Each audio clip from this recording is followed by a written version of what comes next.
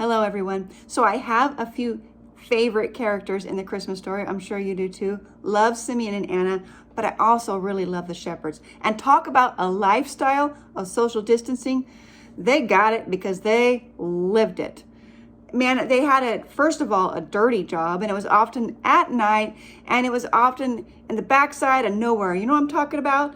Out in the fields outside of Bethlehem. And even if they were in town, it's not like they got a lot of social interaction and respect, because let's face it, low class job, not much respect and social interaction there. They understood what being socially distanced felt like for their lifestyle.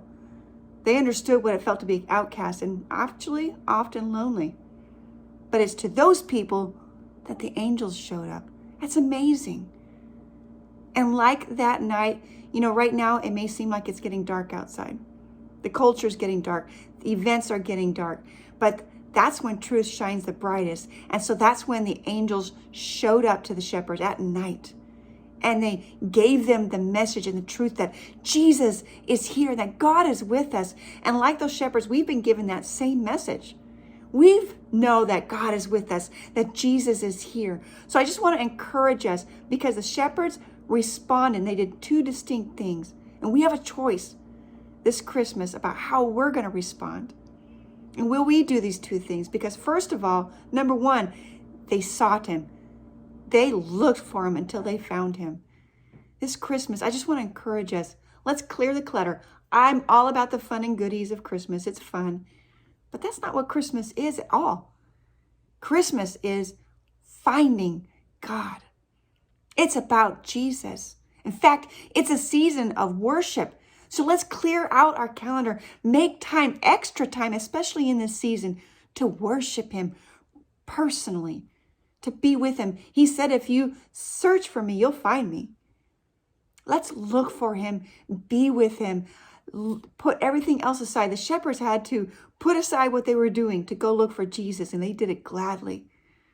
I want to do that for the next 10 or so days as we approach Jesus and the day of it that we celebrate his birth, and just spend even more and more time with him, because this is his season. It's about him after all.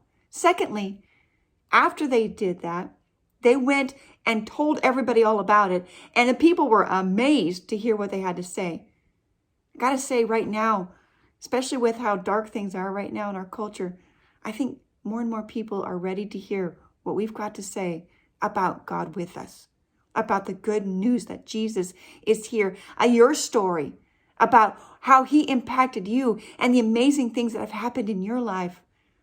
You see, when we make Christmas about worshiping him and about sharing him with others, we get our eyes off ourselves, by the way, off of what maybe we're struggling with.